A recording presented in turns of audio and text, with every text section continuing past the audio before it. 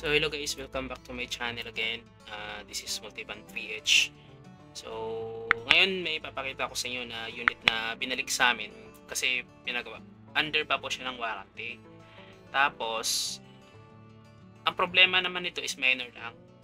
So hindi siya major, hindi siya makina yung problema, kundi sa ceiling niya sa ilalim, sa taas. Saka ang unit pala nito is Raptor Gray. Yan. D64V. May roof rack na rin. So yan.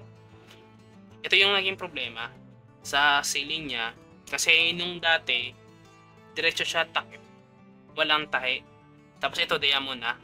So sa totoo lang ito talaga yung normal namin na bago sa lahat ng unit namin ito yung nilalagay namin na takip. Diamond. Yan. Kaya sa lahat ng na-release namin walang problema. Yan lang. Kasi yung dati siya talagang nag-request nun na ilalagay yan. Kaya hindi umabot ng ilang buwan nasira. Mahilig kasi sa design. So, yan, matibay kasi yan.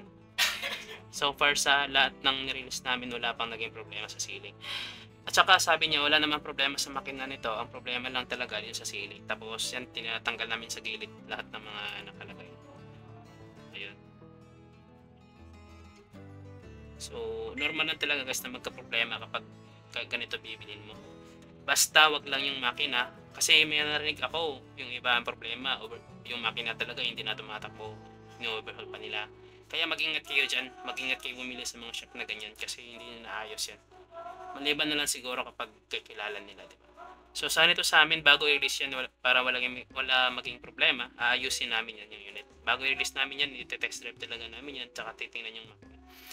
So walang problema sa mekaniko kasi yung mekaniko isa lang. Alam niya kung ano yung sira ng mga sasakyan. So yan yung nilagay yung unit na binalik sa amin under ng warranty. So maganda yung sa hawakan niya sa grid, baka naka-silver. Stainless din. So yan. Once again, mag-ingat kayo bumili ng mga ganito sasakyan na. Kasi kapag problema talaga makina, mas masakit sa ulo talaga yan. Sa totoo lang. Kaya be wise pagbili nito. Pera na okay lang mahal basta maayos lang yung pagkagawa. Walang problema yun. Kaysa naman doon kayo sa mura, tinitingnan niyo yung mura sa ano niyo, sa bulsa niyo, tinitingnan niyo yung laman ng bulsa niyo, madali naman masira, mas lalaki pa yung gastos niyo, di ba? Dito na lang kayo sa sulit at mahal. Hindi naman kamahal, konti lang naman yung additional. Then siya nga pala, so ito yun, may bago din kasi kaming order na Every Wagon, D64W Every Wagon. So ito yun.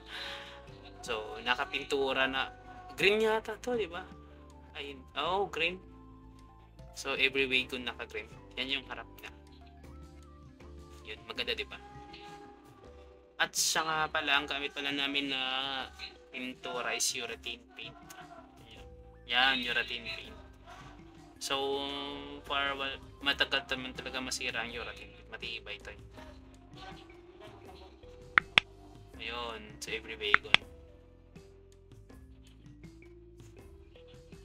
Pilit kong buksan kasi hindi pala mabuksan. Yun, dyan nabuksan ko.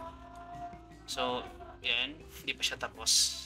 Baka by this month ma-release namin to. So, siya nga pala, may ready unit tayo ngayon. Yan o. Hindi pa namin pinipinturahan kasi yan. Depende pa kasi request ng customer kung anong gusto niyang kulay. Yan.